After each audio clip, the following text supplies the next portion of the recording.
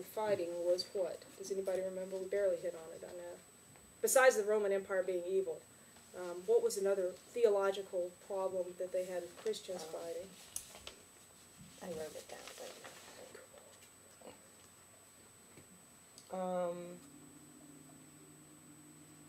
Okay, the two main objections were the legalistic and eschatological, and the pragmatic and redemptive. Right. Okay, but what are you asking for? Something more specific? Well, when you say the pragmatic and redemptive, I think you've hit the topic. What specifically was it? And that's really pragmatic and redemptive dealt with the New Testament writings. Well, really the Gospels. What was it in the Gospels that caused many of the early church fathers to be very uneasy with Christians serving in the military? Love as opposed to killing. Right. Love as opposed to killing. Christ said to love your enemy. How can you love your enemy and kill him? Those seem to be mutually exclusive. Ambrose says you can love your enemy and kill him, which was at that time kind of revolutionary and may seem to be counterintuitive. Well, I'm not sure he ever used the term put them out of their misery. I think what he would say is that the taking of human life, it can be a conditional good, not an extrinsic evil, because by, gosh, let me see how I can put this. Killing your enemy can be bringing God's punishment to them, and sometimes it is better to save the body, to kill the body and save the soul. And we see that a little bit in Paul's writings. I can't remember. I believe it's Paul, and I suddenly can't remember the. If your eye offends, pluck it out. Right, and the idea that the enemy, if you allow him to continue to commit evil, you may be doing him a worse service, particularly in defense of the state. This argument. Offensive war or defensive? Was self-defense not considered legitimate for Christians? Self-defense is never, even with Augustine, and we'll talk about that if we get to it, never considered legitimate. Defending yourself is considered to be. In fact, that's where Augustine and Ambrose say you apply the Beatitudes. Can you say that again? Self-defense to St. Augustine and to Ambrose is not legitimate. Okay, so for instance, if you're alone, I think that in the way that Augustine would, this is pretty interesting because I would have assumed, self-defense is okay, but if Augustine's example is if you're overtaken by a band of robbers somewhere in Rome, you're walking down the road, and you're by yourself, you cannot defend yourself. You must allow them to do, to beat you up, to kill you, whatever they're going to do. Even women, it was the same thing. You cannot defend yourself. But you can always, and you should, you have a duty to defend others, even to defend others' property, and you'll have a duty to defend the state. Okay. Yeah, I know. But this is how they reconcile, because, they also had to deal, as all of us do and should, with the scriptural passages that do say, love your enemy, turn the other cheek, go the extra mile. And how do what do these verses mean? How do we apply them? And Augustine would say for the, when you're talking about, turn your other cheek, go the extra mile if he takes thy cloak. So these are to be applied literally when we're discussing ourselves. But when we're discussing others, or when we're discussing the state, it's an inward disposition of the heart. Okay, and he actually used that term, an inward disposition of the heart, when talking about the Beatitudes or the Apostles' writings on love. So by extension, he would have been okay with maintaining peace. Augustine? Mm-hmm. Absolutely. Yes. Now, we had a question. Yeah, go ahead. Taken to the extreme, that could also mean if you were waylaid, set upon by a band of robbers on the way to somewhere, and fought back, you would be defending your children who would be left without a mother or a father. That's a very good point.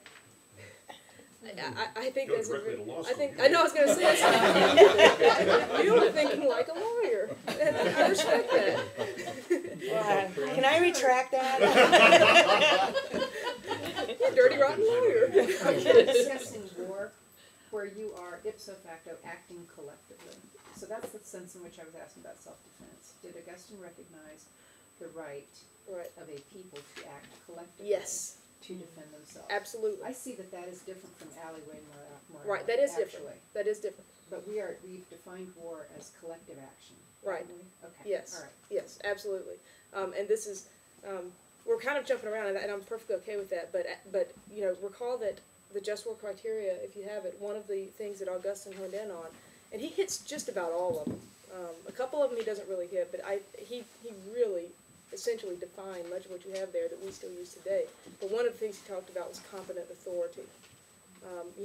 For a war to be legitimate, it has to be waged by competent authority, and that's whoever's in charge, really, legitimately in charge, and that's the person that can determine when collective security, self-defense is warranted. And once that sovereign makes that decision, that validates that criteria, that just war criteria. Obviously, if the other ones aren't met, it doesn't mean it still makes the war not just. All the criteria need to be met, but that one also has to be met. And to put that into a current context, then, what do we do in a case where there is a non-state aggressor? Well, Does that become a matter that can be discussed within the confines of just war, or is it outside the bounds of that entirely? But this That's a criteria great question, applies to our own state. It doesn't apply to the aggressor right, necessarily. In other words, the aggressor doesn't have But- to be a state according to this. right. Doesn't this get into preemption as well? Yeah. We're trying to prevent this guy from committing further deeds which will put him in deeper debt in terms of sin. So we use preemption to knock him off first, to prevent him from committing some heinous crimes. Modern day press have a field day with that one. Yeah, I think that's where you can start debating what bringing exactly. justice early. I don't know that Augustine would have said bringing justice early, but he does talk about punishing evildoers. And in fact, Right. this non-state actor stuff is really interesting because Augustine said something almost, clairvoyantly regarding punishing evildoers. That, in fact, we can get to it in just a little while. I want you to hold that thought though, because I really think it's interesting in asymmetrical warfare when you're dealing with non-state actors, where I just tend to call them the bad guys for short, and I know that indicates that I think they're bad guys, and I do. I call them the bad guys. What do you do when you've got bad guys who aren't state actors, but they are? And what do you do when you have bad guys who aren't state actors, but who are within a state, operating within a state? Sure. And this is not a new thing for this country. Right. Back in the late 1700s, early 1800s, if you recall the words of the Marine Corps hymn, from the halls of Montezuma to the shores of Tripoli. Tripoli refers to the Barbary pirates. That's right. And The bad guys. if you go back to the Constitution, there's a clause in there that Congress is authorized to provide, to issue letters of marque and reprisal, which are basically wanted ads, wanted dead or alive. So you can send private citizens out to go do things on your behalf. Wow. But it also says that I didn't Congress know. is permitted to protect all trade and pass any necessary legislation Exactly. for that purpose. So the Congress. Congress can do Congress. See, president, this is where. president's kind of left out of that. Okay. So we've been there before. Yes, yes, and it's really interesting to see history repeat itself, especially when I read Augustine. Not just in the just war context, but really, I don't agree with everything Augustine has written. I won't kid you. However, I think he's a fascinating philosopher and theologian to read. One more thing about Ambrose, and then we'll move on, because I really want to get. We've already kind of been talking about Augustine anyway, but Ambrose talks about a duty element. You're going to see this duty element come back up with Augustine. Not just permission to fight, I guess that's the best way to put it. It's not just that a Christian has permission or is able within the confines of scriptural norms to fight, but that there is a duty element. There are times when a Christian should and must, as their duty, fight.